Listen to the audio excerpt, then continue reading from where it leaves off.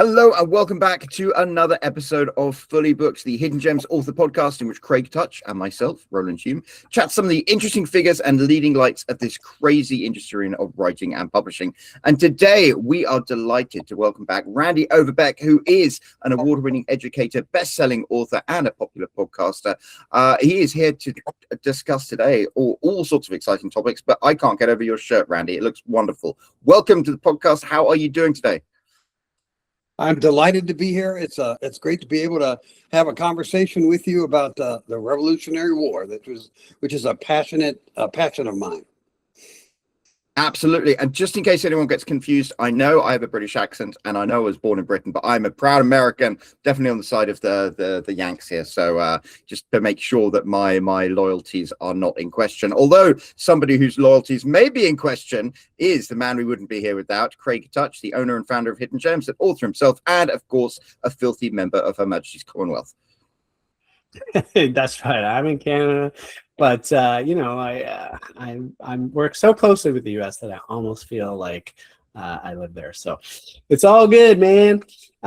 Listen, thanks for coming back, Randy. And as your shirt sort of alludes to, the 250th anniversary of the Declaration of Independence is coming up, and you just, as you said, the Revolutionary War. You wrote a new book about that. Last time you were on, we talked about research as well. This time, it's sort of a similar topic where we want to talk about, how authors research topics, historical topics that they don't have a lot of reference material for. Maybe it's so old that there are no pictures and no firsthand account, whatever it is.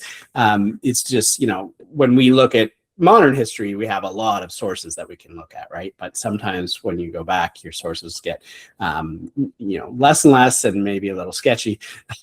So there's probably a lot of techniques that you can tell us that we could use for that sort of situation. So why don't you tell us a bit about where we are coming from in terms of, the book that you've written and the topic and how your sort of research had to deal with that topic, and then we'll go from there.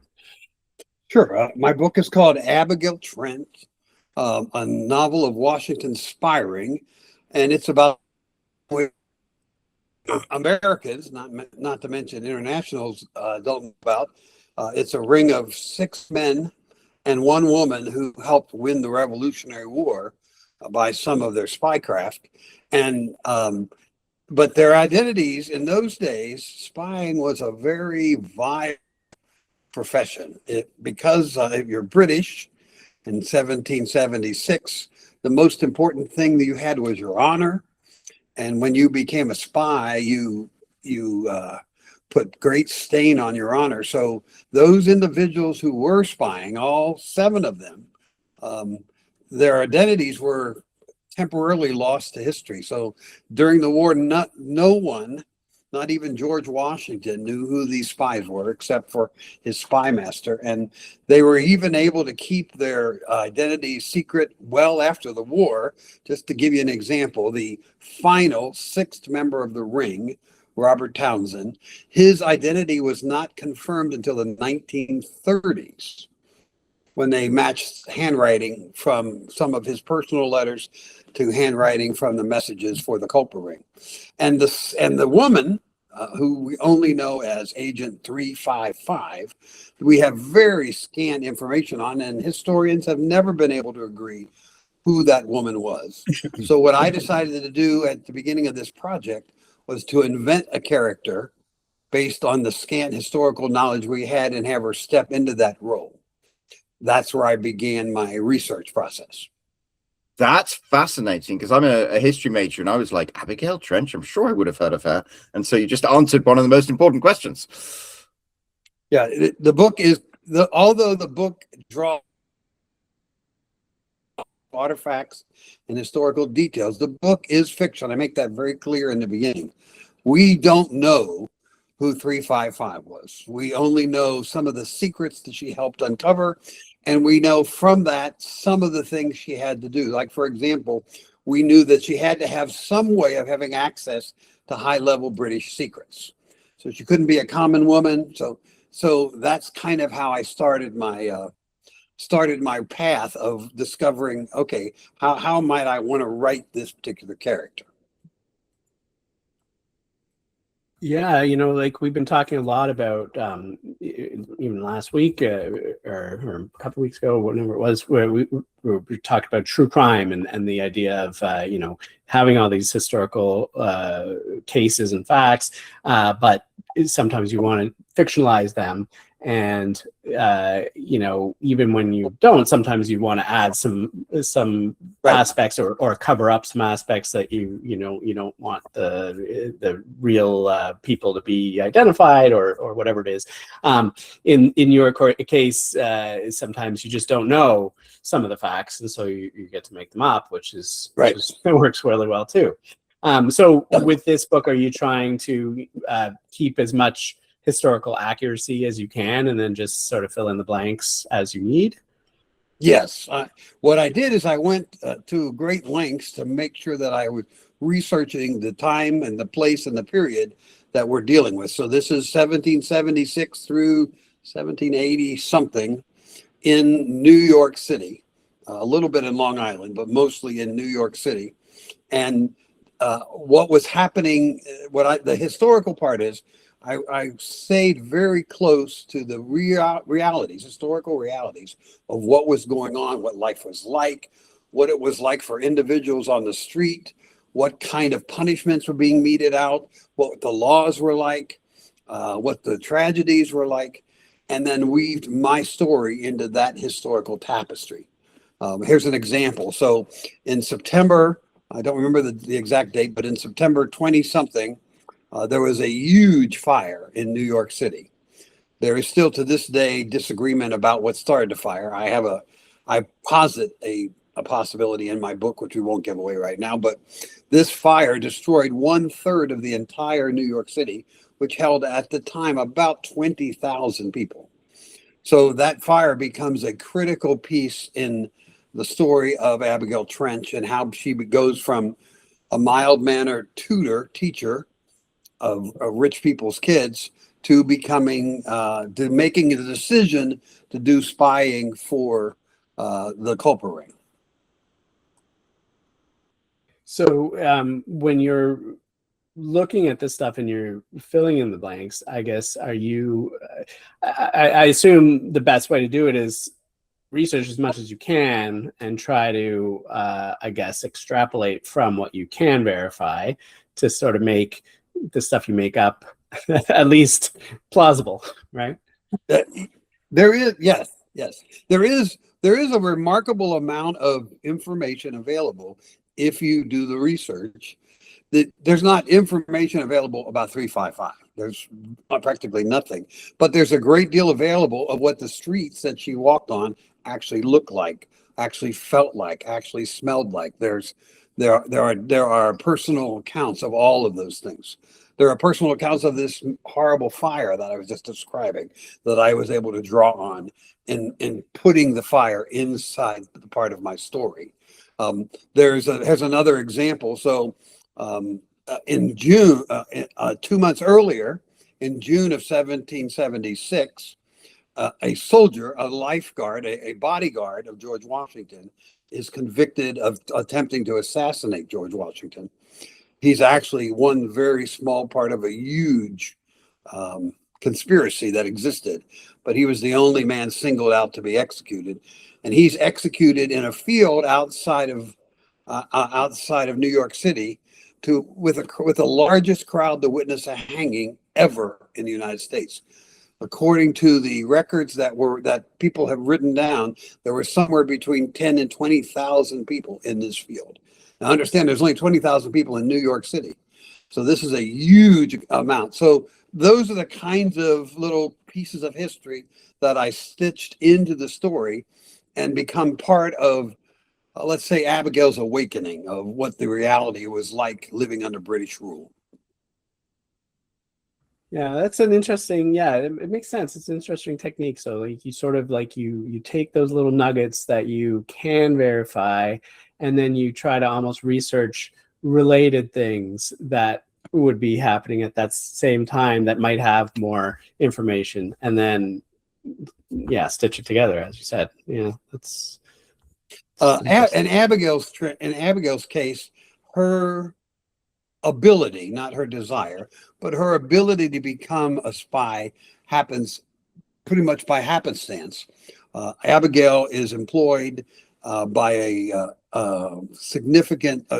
wealthy British officer, fictional, and she is employed to teach his children, and as a result ends up in close proximity to where other British officers are coming and going, talking, bragging, complaining, and she cannot help but overhear.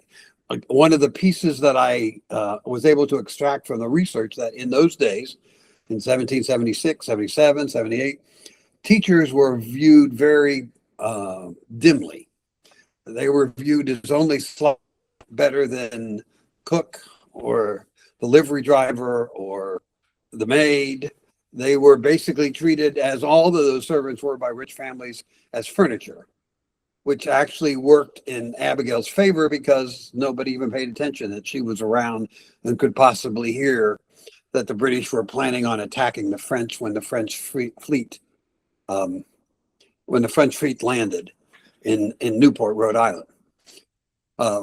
We don't know how she got that information, but we know that she was part of the ring that got that information from the British to Washington and headquarters, which then Washington was able to alert the French, and the French changed where they were going to land. So instead of being ambushed and basically put an end to the French help, the ring helped save that alliance between France and England.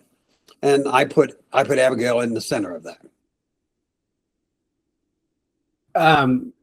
So what happens when you don't have really any information about that? I guess in that case, you sort of just make it all up completely. I mean, there must be some aspects where you just hit a dead end completely. There are times when I have to largely invent what was going on. So what I do in those cases is I have Abigail observe, participate, or be aware of an instance that is typical of what happened in those days. So for example, in the book, Abigail witnesses a couple that are collaborators being burned on the porch of their house. That story, that episode, is fiction, but those things really did happen. So I'm able to actually just take a historical piece and interweave it into the story. Yeah, that makes sense. As long as it's all sort of from the same time period, then and listen, it's a fictional story. You can do what you want, but you always want to keep it, I guess, as realistic as possible. How are you doing most of your research? Are you, I don't know how much is available, I guess, on the internet these days, especially about stuff like this, where, spies and all that, or is this like information that you have to request from the Freedom of Information Act, or is it, you just go to a website that has it all, or what is it? Fortunately, because this is so old, there's no copyright protections on most of anything. So I didn't really have to worry about treading on somebody's toes. So, and most of this is available. But what I did first was I read several books about the period. I like to read historical fiction about the Revolutionary War. Had done that before I started this project anyway. But then I read some scholarly books called The Battle for New York, which goes into a great deal of detail of what the British were doing and the Americans were doing during this time. I read every book, or not every book, but most of the books on the Culper Ring, so I had background on that. But what I was surprised by the depth of the information available on the internet. So I was able to get very in-depth, in fact, actual copies of Washington's letter to the Culper Ring. I was actually get copies of the Culper's messages from the individuals back to, and that's all available online. It takes a good deal of work to find it and come up with it, but that's all available. It is true, you said in the beginning, that there are very little visual results. Several of the important people had portraits painted, so we have some idea of what they look like, or a pretty decent idea of what they look like. Others we don't, like Robert Townsend, who is a member of the Culper Ring and is part of my story. All we have is a little tiny sketch that his nephew did of him. We don't have any other visual evidence of what he looked like. However, for me, that gives me greater flexibility as an author to embellish on what I work off of. Well, what did people wear at that particular time? That kind of information is out there and available.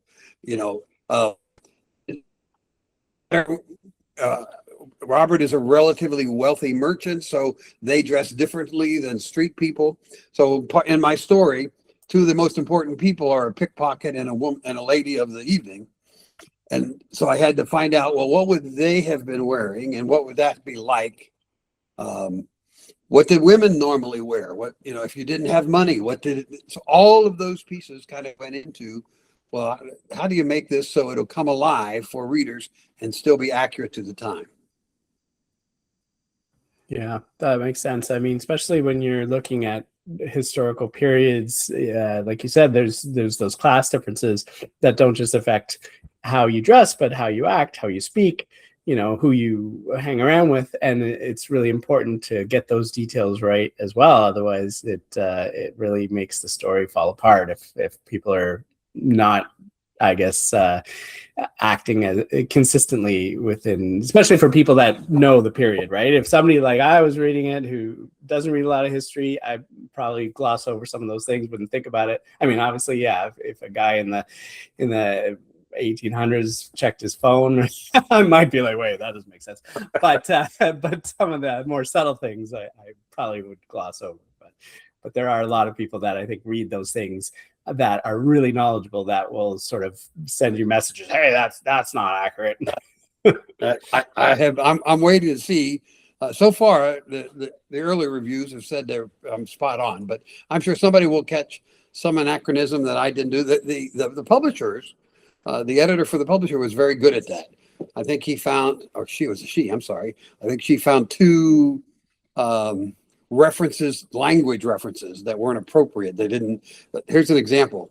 So in the earlier drafts of the book, I have the characters using the word okay in relatively similar, not exact, but how we use it.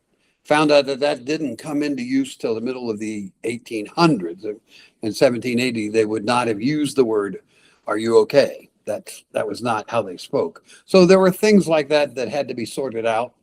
And I'm very grateful to have the help that I did to make it, as on target as I possibly could, because they will tell me if I drifted too far afield from the historical accuracy. Although, I give myself some literary leeway, because I say this is fiction, guys. This is not supposed to be a whole cloth reel of terms of what it was like. I find the story of how the term okay came around to be absolutely fascinating, because it was one of the original memes, as they say. But that's a tale for a different day. Wait, but that's exactly right. That brings up a good point, though. Like, when somebody's writing something like this, it's important that when you get it edited, that your editor understands those things and that they're willing to do sort of the research to catch that, not just, you don't want to necessarily just have somebody who's looking for spelling and grammar issues, but you want somebody fact checking and making sure that there's no inconsistencies with the time period and all that. And I think that's probably not such an easy task for the editor, or even for the author to find an editor that can competently do that. You're correct. Well, and one of the things that I found really important is you, meaning the author, you really have to know the period, because there were things in which the editor wanted out and she thought wasn't appropriate. And then And I disagreed. I went back and looked at my resources. My resources said clearly this fit within the historical context. So, and one of the things I tried to do was steep myself in the time period so that I kind of had an innate sense of, well, how did they look like? What did they walk? Where did they go? What did the sidewalks look like? What did the streets look like in New York City at this time? So that as I would, and I did use research, I even used AI, although I found on a number of occasions that what the AI does with the one that I'd use simply pointed me to other resources. They would say, oh, here's what I think it is, and then go to these three places. And I found AI to be incorrect on several occasions. I actually had to correct the AI and said, nope, that's not what happened then. This happened at this particular time. So I think, one of the most fascinating things of this whole process, guys, was I'm not saying this to brag, because I'm not bragging, but I'm a very well-educated guy. I got a PhD. I've got 16, 18 years of education, and a good portion of that was in American history. I was stunned by what I did not know about the American Revolution. The things that I learned in my research that I had never encountered in any class, in any book, just blew me away. Sometimes very small things, sometimes real major things. Some things that kind of shifted my understanding of world order. And here's an example of one of the things that I learned that I think that's in the book that I think readers will find fascinating.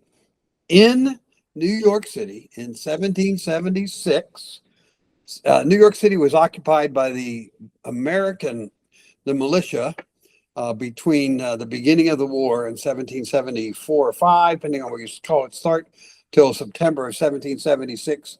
And then after 1776, the British took over and they held it till the end of the war, till 1783. In New York City, if you were walking down the street, you were very likely to run into a biracial free couple. And then 1 minute later, walk by two black men in chains who were slaves. Both of those things existed in this town without any dissidence whatsoever. I find that to be absolutely amazing, and that you could have a community where people go, oh yeah, well, he's married to her and she's black, but they're free and they run this milliner store over here, and then right behind them are some rich guy bringing his two slaves that are taking care of his carriage and his house at home. And that was just accepted. That's the way life was. I can't see that ever happening since then, but that was normal behavior in those days. Well, that's New York, full of contradictions. That's probably correct. New York it wasn't the largest city at the time of my book in 1776. Philadelphia was larger than New York at that point, but New York was the financial hub. Hence, that's why the British wanted to control the city. I find that so fascinating, and it must have. So, did you learn a lot? I mean, you said that there were things you were discovering. Was there anything that fundamentally changed your viewpoint about what you thought you knew about the entire revolution and everything that happened? I think one of the things that kind of stunned me was how little support the colonists had for independence at the time of the Declaration of Independence.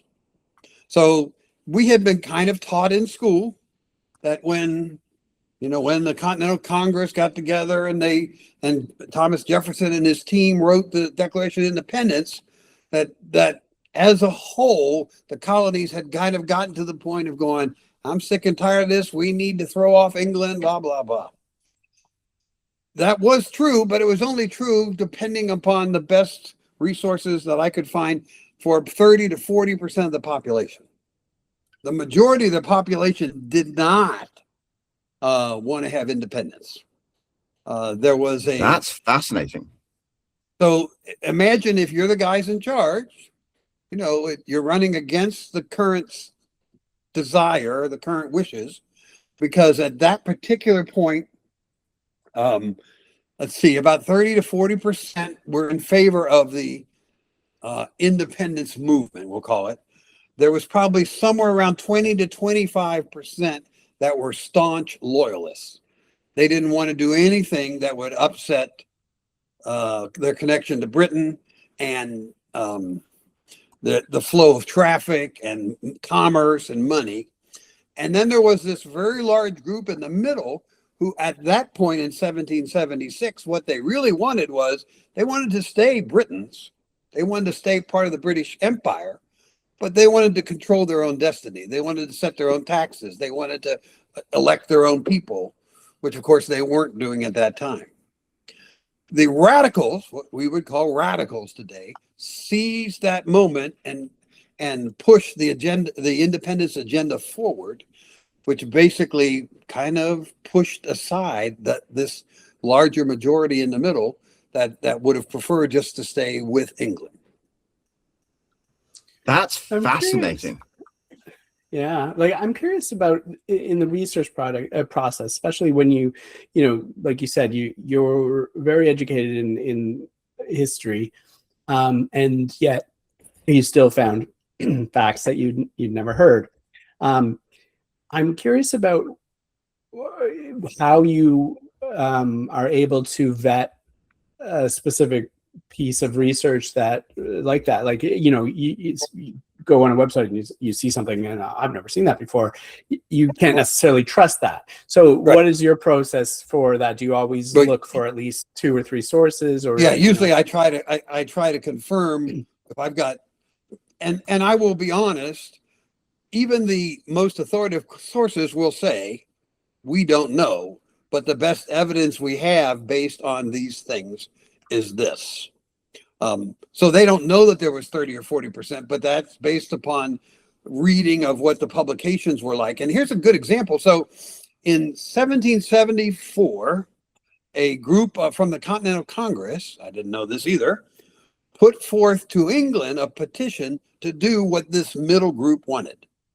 That is, we want to be a new part of the British Empire called America. And we want to have our own elections and have our own taxes and all that, and sent that in 1774, right before the war started, to England, and England outright objected it. Said, we're not interested. You owe us money. We spent all this money to protect you during the French and Indian War and blah, blah, blah. We need to get that money back and you're going to pay reparations. They never use those words, but that's essentially what they were saying. The irony of this is in 1777, so now we are, depending on when you call the start of the war, 2 years into the war, 2.5 years into the war, Britain came back and said, oh,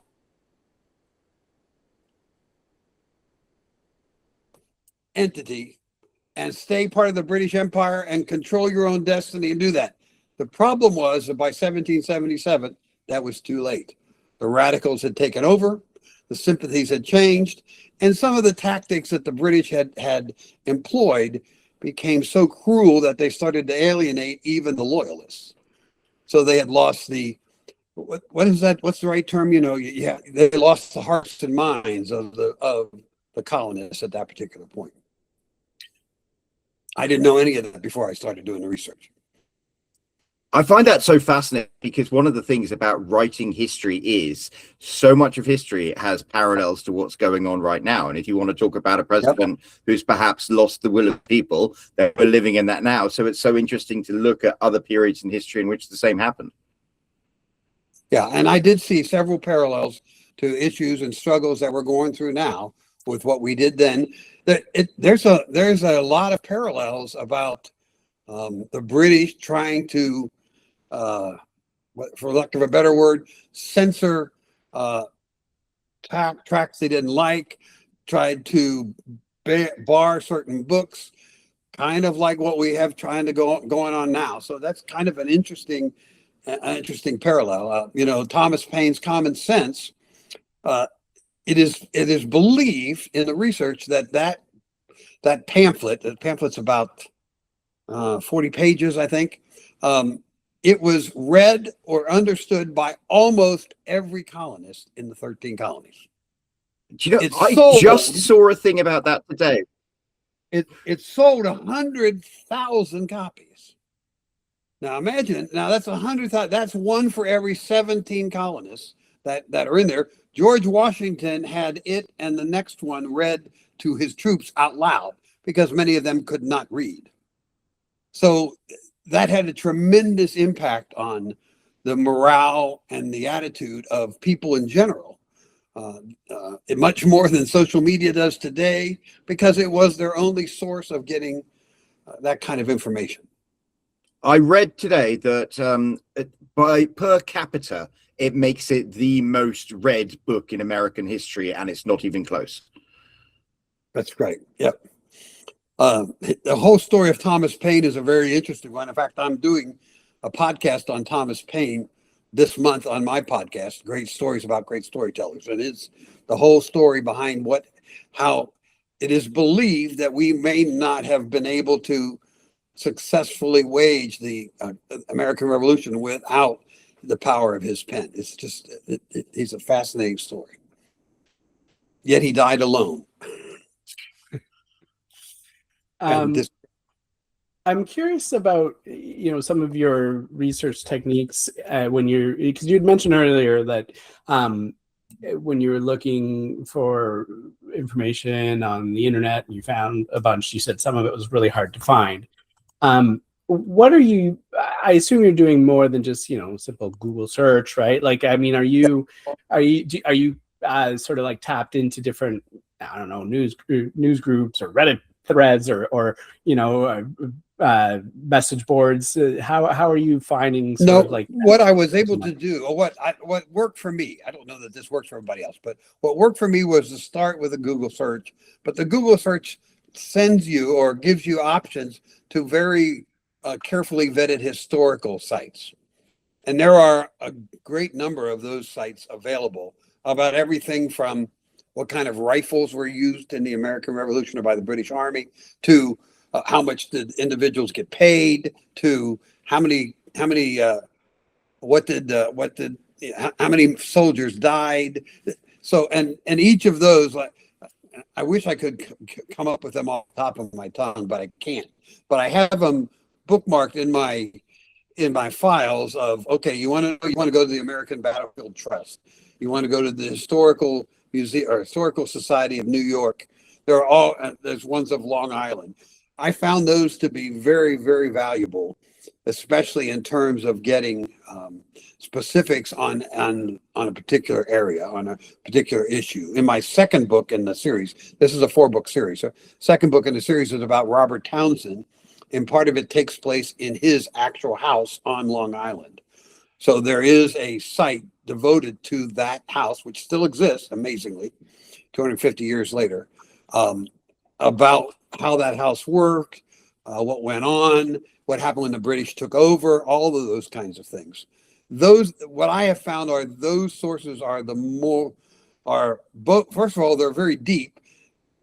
You cannot do a 5-minute search and get what you want. It may take a long time getting through the archives to find out, but many of them have original primary sources that you can actually go to and pull up and go, I want to see this letter. It's hard to read, amazing. But it's available. I've seen the Robert Townsend house because I used to live on Long Island, and it's in Oyster Bay, isn't it? That's correct. It's in Oyster Bay. Yep. Yeah. I had actually planned to go when I was writing the book, but the information available from the website is so rich, I didn't know that I could get that much more walking around the property than I could from what they gave me. So you're basically, going down the rabbit hole, I guess. You find those sites, the initial sites with Google, and then you sort of look at what do they use as their references, and you keep following those on, and eventually you get to certain source material, and those things, I guess, at this point are digitized. Yes, everything that I saw had been digitized, and many of them are cross-referenced. So they'll say, you can find more information about this at this particular site. So I would go to that particular site. Sometimes I would be going, like in the example of the one that I just mentioned, Roland, about Robert Townsend's house, because I needed to find information about that house. Other times I'm just going, and then I didn't even know I was going to discover this. And I went, oh, okay, well, what is this? Where does this lead?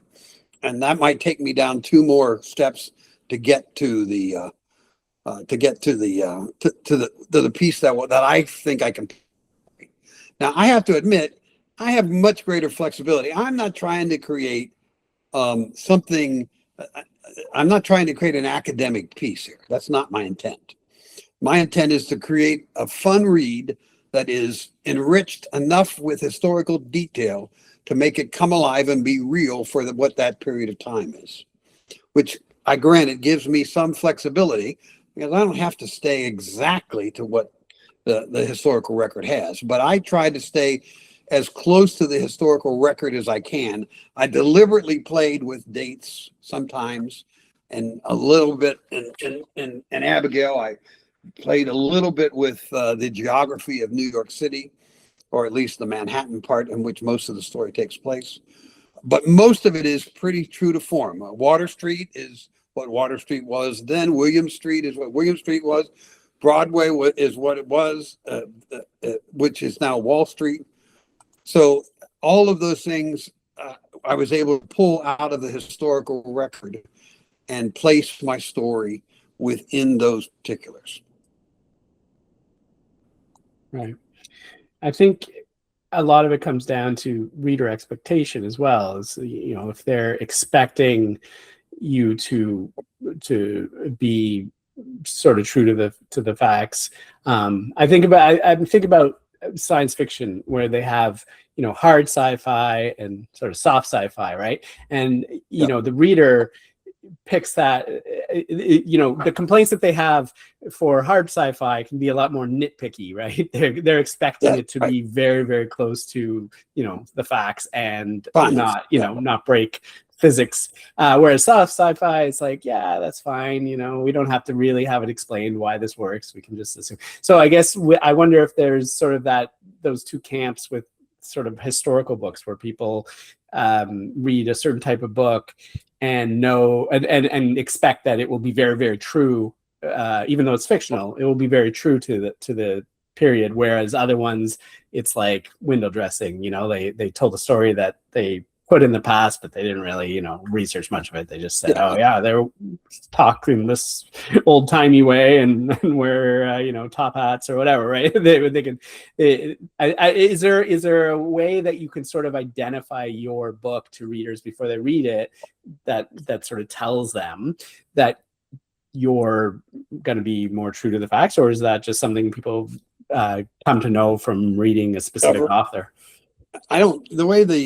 The way the publisher has chosen to promote this book, I think, will address most of those questions, because the blurb is very hot, very straight on about accurate historical detail about bringing things like turn that people are familiar with come alive in terms of the story. And I think once they get into, and the early reviews have been really high on that kind of detail. In fact, you'll appreciate this. So one of the early reviews complained. One of the things that becomes very evident in the story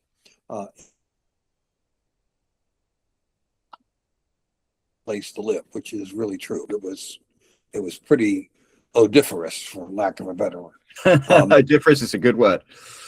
And I had a reviewer complain that she did not like my references to, because if you were walking through the city of New York, you smelled human waste and you smelled garbage, you smelled sewage, you'd smell dung from animals, you'd smell vomit and urine from the pubs. She was upset that I bothered to put those kind of details in. But the reality is that's what life was like for them. They didn't bathe and things were potent, very potent. It was just something that they got used to, but it was pretty real. I'm not going to lie. I don't know when the last time you went to New York was, but it's not always that far from that now. I was thinking that myself, actually. It's been about 2 years, but you're right. Yeah. Yeah. But now imagine if there are no sewers. I mean, here's an example. So what they would do, they would take human waste, dump it out their window and drop it on the road. That was how they disposed of it. empty the chamber pots out the window, right? Yeah. Yeah. Yep. Yeah, I've seen that. But listen, you're doing the right thing, because that's how you paint the picture for people. You use all the senses. It's not just describing it. It's like, what did it sound like? What did it smell like? What did it, if you're just talking about a few of the little things, you're not really being as immersive. And maybe not every reader will get that, but I think the majority of them appreciate that kind of detail. Here's another example that I think gives the reader a good sense of Abigail, who is going from one location to another, she's in the story, she's doing a volunteer tutoring for the gal, the young woman, the teenager who's living on the street. And on her way there, she gets knocked over by a pig that's running wild down on the walkway, and knocks her over, and of course she gets smelled on, and all that kind of stuff. Those are the kind of things that happened on a normal day walking down the street in a major city in America in 1776 and 1777. I don't have to watch out for wild pigs as much now, but and it's interesting too that kind of information is stuff that you can research. Like, I imagine there aren't specific websites about the idea that you get run over by a pig, but maybe you see that in some of the stuff that you read, the firsthand accounts of somebody's experiences or whatever. Yeah. It's mostly in letters that have been captured and said. What I was amazed when I did this research is how many letters they've actually been able to save from that particular period of time, of just, hey, Mom and Dad, here's what's happening. Right. And those are digitized and yeah. And so that speaks to sort of that idea of following the websites to their source materials and reading them yourselves, because a website that is talking about some specific thing might draw some tiny little bit from that letter that is specific to their website, but there might be something else in that letter that's more specific to what you want. So just reading, somebody's sum up of that one account is not going to give you as much information as if you go and you read that firsthand account yourself. Well, I will tell you, I often encountered a detail that I ended up putting in the novel by accident. I was reading something else and then ran into that and went, oh, well, that would make a good piece to add into the story. And then what I would do is I would conjecture, okay, well, if this would happen, if we know this happened, what else might that mean was going on at the same time? Those kinds of things. So now, unfortunately, we are approaching the top of the hour, which is unfortunate because I could talk about this for hours, and I think I'm going to get myself a copy of your book because it sounds very, very interesting. But before we wrap up, Randy, we would love to know, where can anybody watching on YouTube or listening on Spotify find more details about you and more details about your book? Thank you so much. My book, Abigail Trench, will be available everywhere on June 9th. It launches, national launch on June 9th. Any place you get your book, from Amazon to Apple Books to Books and Company to Books A Million, all of those sources, that it's all available. Actually, it's available for pre-sale before that date, but anytime after that, it'll be available. Or you can just simply go to my website, which is just author Randy Overbeck. And there's a one-click link that takes you to any place you want to buy the book. It'll also give you some information on what's going on in terms of, I'm doing a number of presentations on the Revolutionary War all over the area where I live. It'll give information on reviews that the book is earning almost weekly. Everything you'd want to know about Abigail Trench and the next couple books in the series. Well, that is wonderful. We will make sure to pop a link to your website down below in the description. So if you have been gripped by what Randy has shared with us today, which I hope you have, make sure you scroll down there, click on that link, and go and check out Abigail Trench. And while you're down there, you will pass that big empty comment section. So make sure you leave Randy a comment. Let him know how much you appreciated everything that he said today and whether or not you think New York smells as bad then as it does now. And Also, there is that like button, smash that, as the kids say. There is the subscribe button if you haven't already, and a bell icon. Click on that and you will get notified every time there is a new episode of Fully Booked, which of course there will be next week. So until then, thank you very much, Randy, and we will see you then. Cheerio.